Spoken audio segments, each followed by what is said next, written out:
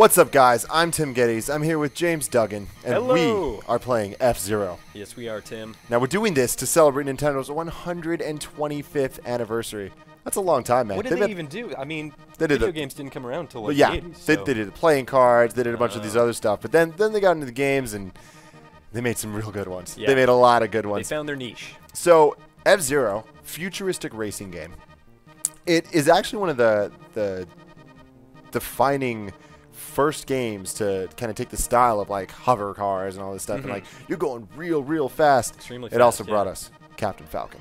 Captain riding his blue Falcon. Falcon Punch. So we're gonna play this game now. One thing that it's most known for is its use of Mode 7 scaling, which is what allows this game to look like this. I am playing on a Wii U, so the controls are blowing my mind right now. But the most iconic thing is the music. Oh yeah, and it will start when it feels like starting. But so are you actually playing as Captain Falcon in this first one? Yes. Okay. This is Captain Falcon right here. I know the characters were much more kind of in your face in F-Zero X for N64. Yep. Exactly. There it is. Yep. This music is just so iconic. Now, I'm not sure if I remember it because of playing F-Zero, which I played F-Zero X a lot, but I feel like I may be remembering it because of Super Smash Brothers. Yeah, like Super Smash Brothers is so important to Nintendo's history because it taught a lot of people Nintendo's history, whether it's the characters or the music or just the games. And this is one of those ones where F-Zero was a popular franchise, but not, to the Mario levels or Zelda levels. Let's be honest, not a lot of people would know who Captain Falcon was if it weren't for Smash Bros. I mean, even here, we didn't even see him. We just we just know that it's him. He's just part of the canon. Yeah. So there's 4 playable characters in this one, which is such a small number when you think about it for a racing game, especially nowadays. But back then, it's all you needed. Like, Captain Falcon's more average, and Samurai Goro has the higher speed but slow acceleration, and then there's the other two that are a little more. One has higher acceleration, lower speed, and that whole jazz. So after the first lap, you can boost, correct? Yes. There it is. Right. Oh, and there is some like drifting element, and there's some bumping and skidding and. Oh man, what am I doing? Look at that gorgeous cityscape in the background. Man, those graphics. Oh. Yeah, I know. These crazy Mode 7 graphics. What's funny about the Mode 7 is it almost feels like you're controlling the track more than you are the actual. Yeah, right. Your character's kind of stationary. Except yeah. There's little bobbing and weaving. And I like the attention to detail with the. You can kind of see the shadow of the head in the cockpit. Mm-hmm. I was reading up on one of the canon of the characters from F-Zero X. Maybe we should save. Save that for the X. Oh, it's just such a good little. Well, go for it. Go for it. Okay, so what's it's going on? This really old guy. His name is Silver, and he is like the oldest character by far. Just this old, grizzled old man, and he has participated in the most F-Zero races, but he has never won. Never won a Grand Prix. There's always those guys. I know. What's fun about this is there's 4 playable characters, but when you're racing, there's a lot more, and they're all just these like random AI. And oh, look at that! There you go. First, coming in fast, shaking off the rest pretty quick. Yeah. So that was Mute City, I think. Yeah, that's the starter track for. Yeah, that was a track in Melee actually for Smash Bros. And here's Big Blue, another Melee map. Oh wow, how am I doing? Oh, that's beautiful. Your and track this song again. There.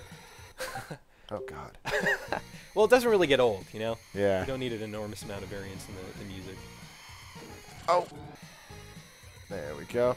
So another thing is the L and R buttons let you do this like strafing back and right, like left and right. Right.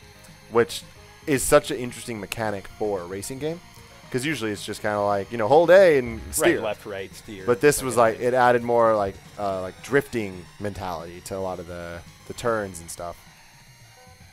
This is a very colorful game too. Yeah, definitely. Well, it kind of fits in with the whole futuristic neon deal.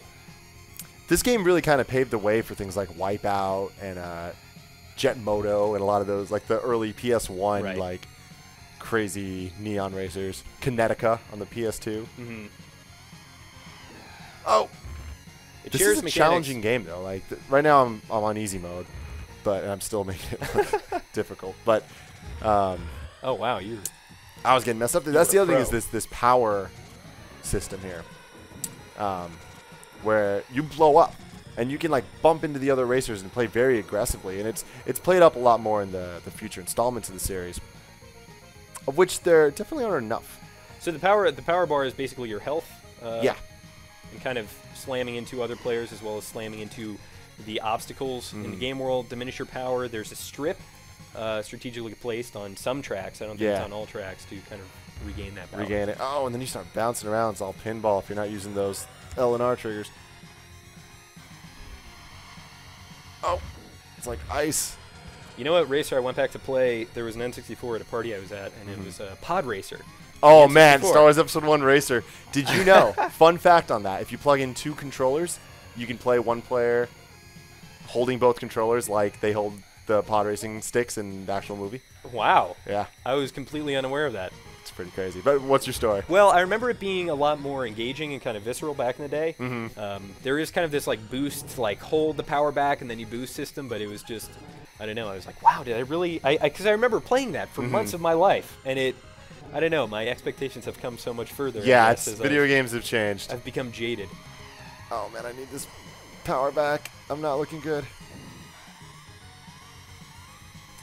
So you are in 3rd place here. Oh.